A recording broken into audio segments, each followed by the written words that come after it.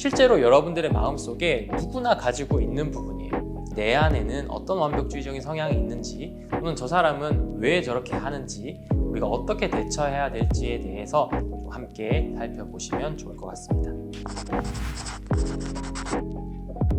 안녕하세요. 정신과 의사 윤당입니다. 오늘은 완벽주의자의 유형에 대해서 여러분들께 좀 설명을 드릴 텐데요. 혹시 나 자신이 완벽주의자여서 힘들었던 분이나 아니 혹시 주변에서 이런 완벽주의자 때문에 만약에 힘든 분들이 계시다면 이 영상을 보시고 내 안에는 어떤 완벽주의적인 성향이 있는지, 또는 저 사람은 왜 저렇게 하는지, 우리가 어떻게 대처해야 될지에 대해서 좀 함께 살펴보시면 좋을 것 같습니다. 일단 완벽주의자의 유형은 제가 크게 4가지로 나눠 봤는데요. 제가 이렇게 나눈 이유는 아까 제가 설명드린 것처럼 완벽주의적인 성향을 잘 조절하기 위해서요. 이 건강한 완벽주의자와 건강하지 않은 완벽주의자의 유형으로 나눌 수가 있는데, 첫 번째는 건강한 완벽주의자인 안정형의 완벽주의입니다.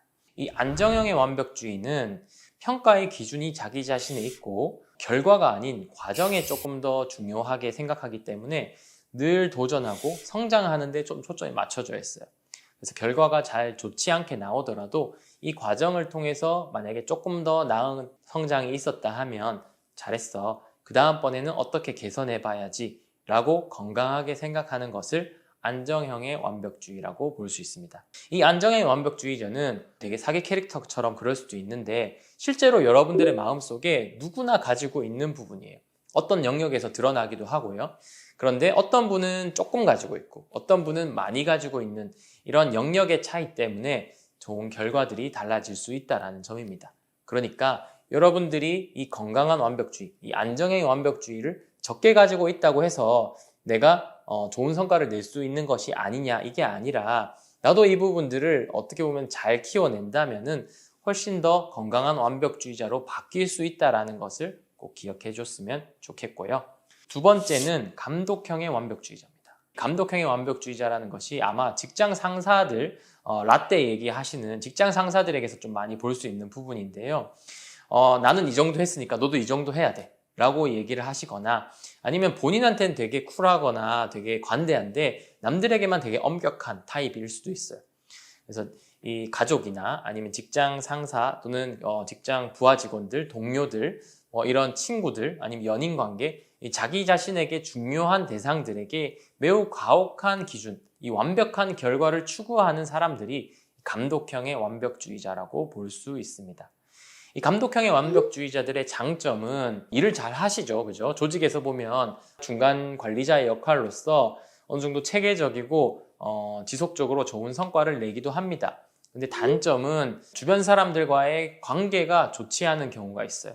근데 이 주변 사람들과의 관계가 좋지 않은 이유에 대해서 주변 사람들은 이런 좀 가혹한 기준 때문이라는 것을 알고 있는데, 이 감독형의 완벽주의자들은 이 사람들이 열심히 하지 않아서라고 생각하는 경우들이 꽤 있습니다. 그런 경우에는 내가 조금 너무 가혹한 기준으로 이 사람들을 평가하려고 생각하는 것이 아닌가라고 조금 되돌아볼 필요성이 있습니다. 그럼 이런 분들 또는 이런 직장 상사들에게 어떻게 대처해야 되는가를 물어보시는 분이 많아요.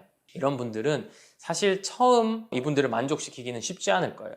기준이 매우 높고 어떻게 보면 되게 엄격하고 이런 가혹한 기준을 가지고 있기 때문에 늘 조금 더 해봐, 이거밖에 안 돼? 조금 더 이런 얘기들을 많이 하십니다. 근데 그렇다고 해서 이분들이 계속적으로 만족하지 못하느냐, 또 그런 것들은 아니거든요. 처음 신뢰감을 형성되거나 이 사람이 어느 정도 믿고 책임감을 있게 잘 한다라고 생각하시게 되면 그 다음부터는 오히려 믿고 맡기는 경우들이 있기 때문에 초반에 어느 정도 신뢰관계 형성될 때까지 정말 열심히 해서 좋은 관계를 형성해 두시면은 여러분들이 직장 생활을 하거나 관계를 맺으실 때 훨씬 더 좀 더 편하게 즐겁게 일을 하실 수 있다라고 보시면 될 것 같아요. 그리고 세 번째는 이제 회피형의 완벽주의자인데요. 이 회피형의 완벽주의자는 우리가 흔히 잘 알고 계시는 게으른 완벽주의자라고 볼 수 있습니다. 이 회피형의 완벽주의자는 지연 행동을 좀 많이 나타내게 돼요. 그래서 계속적으로 뭔가 미루게 되고 생각은 많은데 늘 뭔가 시작을 할 수 없는 이런 분들이 많습니다. 아마 이 영상을 보시는 많은 게으른 완벽주의자들이 그럼 내가 이 회피형의 완벽주의자에 해당되는구나 라고 생각하실 수도 있어요. 제가 만나뵌 회피형의 완벽주의자들 중에 좀 기억에 남는 분은 이분이 이제 공무원 시험을 준비하시는 분이었는데 이분의 이야기를 잘 들어보면 공부를 되게 열심히 하시고 잘 하시는 분이었어요. 그래서 한 5월, 6월쯤부터 공무원 시험을 준비하게 되셨어요. 그래서 공부를 열심히 하시고 정리를 잘 하시는 편이라서 주변에서도 너 공부 잘하니까 나 좀 도와줘. 그다음 너 필기 좀 보여줘. 이렇게 해서 공부를 이제 리드해 나가시는 편이었어요. 그런데 막상 이제 시험을 치러 가려고 하니 이분이 불안감이 막 올라왔습니다. 왜냐하면 본인 스스로도 아직 만족스러운 수준이 아니었다고 생각되는 거죠. 내가 시험을 치러 가기에는 아직 많이 부족한데, 이 정도는 해야 되는데, 혹시 좋은 결과 나오지 않으면 어떡하지? 뭐 이런 생각들로 머릿속이 가득 차서, 그래, 내가 3월부터 공부를 한 게 아니니까 내년부터 제대로 공부해서 좋은 결과를 내야겠다. 라고 생각을 해서 1년 시험을 미루게 됩니다. 그런데 1년을 미루고 열심히 공부를 했어요. 그 다음 해에 가려고 했는데 또 머릿속에 문득 생각이 드는 겁니다. 1년을 내가 더 했는데 이 정도 되나? 작년보다 괜찮아진 건 맞는데 1년을 더 한 것 치고는 아직 부족해. 1년 더 해야 되겠어. 이렇게 1년, 1년 계속적으로 이 불안감 때문에 미루게 된 거죠. 그래서 수년간 시험을 미루다가 저를 찾아오게 되신 분도 계셨습니다. 이처럼 여러분들 회피형의 완벽주의자는 계속적으로 뭔가 불안해서 미루게 되고 미루다 보니까 더 불안해지는 이 악순환의 고리를 끊지 못하는 경우들이 많습니다. 그래서 이런 분들은 시작하기 전에 모든 경우의 수를 생각하시죠. 만약에 이러면 어쩌지? 혹시나 이러면 어쩌지? 이거 잘 안 되면 어떡하지? 라고 생각하시기 때문에 늘 불안하고 뭔가 피하고 싶은 마음이 큽니다. 그래서 주변에서 보기에는 뭔가 일을 하지 않고 멈춰 있는 상태, 하지만 내 머릿속은 늘 뭔가 돌아가고 있는 상태이기 때문에 내 마음속은 늘 불편하고 뭔가 쉬지는 못하지만 남들이 봤을 때는 좀 게을러 보인다. 나 자신도 게으른 것 같지만 뭔가 늘 피곤하네. 그래서 이분들이 가장 많이 하는 특징 중에 한 가지가 저는 체력이 좀 약합니다. 그 이유가 늘 머릿속으로 뭔가를 돌리고 있기 때문에 빨리 지칠 수밖에 없다라는 거죠. 그래서 이런 분들이 완벽을 꿈꾸는 높은 목표를 가지고 있기 때문에 시작을 못하는 경우들이 많고요. 그러다 보니까는 계속 미루게 되는 거죠.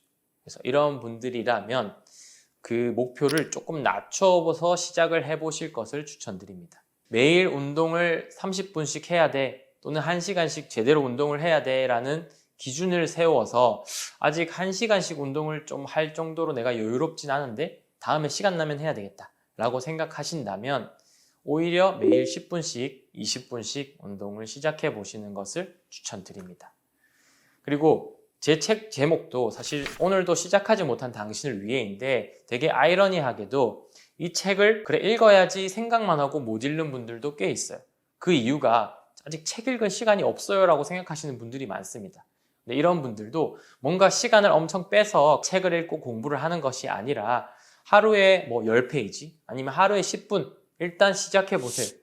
아마 이런 분들의 특성 중에 한 가지가 좋은 결과를 냅니다. 일단 시작만 하면 좋은 결과를 내는 분들이 많기 때문에 아마 시작하시면은 분명히 좋은 결과를 여러분들이 미루는 것보다 훨씬 더 빨리 달성할 수 있을 것이라고 제가 단연코 확신하는 바입니다. 그리고 네 번째는 이 자체경의 완벽주의자라고 볼 수 있는데요. 이분들이 심리적으로 매우 힘들어하는 분들이에요. 그래서 자체경의 완벽주의자 분들이 대부분 어떤 기준에 의해서 본인 스스로를 자책하고 우울한 감정들을 많이 발생시킨다라고 보시면 될 것 같습니다. 그래서 늘 남들과 비교를 많이 하죠. 특히 비교를 하는데 어떻게 하냐면 본인 스스로의 단점과 남들의 장점에 대해서 비교를 하게 됩니다. 예를 들면 제가 시험을 쳤는데 영어를 못 쳤어요. 근데 전체 점수는 제가 괜찮아요. 근데 A라는 친구는 전체 점수는 저보다 낮지만 이 영어 과목은 잘 쳤어요. 그러면은 전체를 비교하는 것이 아니라 영어만 놓고 비교하는 겁니다. 저 친구는 영어 공부 열심히 나보다 안 한 것 같은데 영어를 왜 저렇게 잘하지? 나 영어 공부 열심히 했는데 잘 안 되지? 이런 식으로 떼놓고 생각하는 거죠. 그래서 이런 분들이 SNS 하시면 되게 힘들어 하시죠. 남들이 봤을 때 SNS 상에서 되게 화려하고 멋지고 행복한 모습들이 많은데 나는 오늘 되게 우울해하고 있는데 남들의 SNS를 보면서 고통스러워하는 부분들이 큽니다. 그래서 이런 분들은 어찌 보면은 본인 스스로가 단점을 확대 해석해서 자책하는 성향이 크다라고 생각하실 수 있고요. 그리고 남들과 비교를 하면서 본인의 성과를 자책하는 성향들을 조금 바꿔야 된다는 거죠. 그래서 100점 중에 97점을 맞아도 남은 3점 때문에 자책하시는 분들, 자랑 97점에 대해서 격려하고 응원해 주시는 것들이 필요합니다. 본인 스스로 이런 것들이 잘 안 된다면 주변에서 도움을 주는 방법도 있어요. 그래서 혹시 주변에서 나와 친한 사람이 이런 자책형의 완벽주의가 강한 사람이라면 칭찬을 해주는 것들이 매우 좋은 방법입니다. 근데 주의해야 될 점은 그냥 칭찬하는 것이 아니라 이 칭찬을 진짜 잘한 것, 누가 봐도 잘한 것부터 칭찬을 해주세요. 이런 자책형의 완벽주의자들은 본인이 어떤 것을 잘했고 못했는지에 대해서 명확하게 알고 있기 때문에 오히려 잘하지 못한 것을 칭찬할 때 더 좌절하고 힘들어합니다. 이 사람 나 못했는데 일부러 그냥 칭찬해주네? 이런 말들이 들어오면 더 상처가 되는 경우들이 있으니까요. 진짜 잘했던 부분부터 칭찬해서 자신감을 주시는 것들이 매우 도움이 된다고 볼 수 있습니다.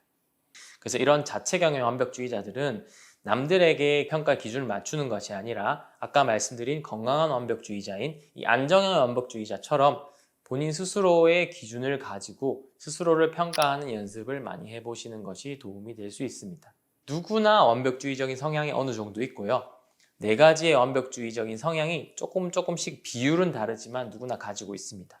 그러니까 우리의 목표는 완벽주의적인 성향을 없애는 것이 아니라 건강한 완벽주의인 안정형의 완벽주의는 어떻게 키우고 나머지 3가지 건강하지 않은 완벽주의적인 성향을 어떻게 줄일 것인가에 초점을 맞춰야 되는 거죠. 완벽주의를 조절할 수 있는 방법은 가장 효과적이라고 근거 기반으로 되어 있는 인지행동 치료라는 것이 있고요. 한번 경험해보고 싶으신 분들은 이런 완벽주의와 관련된 인지행동 치료 서적을 읽어보시는 것을 먼저 추천을 드리고, 이 책을 읽어도 나 자신에게 이러한 부분을 어떻게 적용해야 될지 잘 모르겠다, 진짜 한번 바꿔보고 싶다라는 부분들이 생긴다면 실제로 본인 스스로에게 이 인지행동 치료를 한번 접해보시는 것도 추천드립니다. 그래서 본인 스스로 완벽주의적인 성향이 있거나 아니면 주변에 이 완벽주의적인 성향으로 고통스러워하고 있는 분들이 있으시다면 이런 완벽주의적인 성향을 조절할 수 있는 방법에 대해서 함께 나눠보시는 것들을 추천드리고 오늘 영상을 마치겠습니다.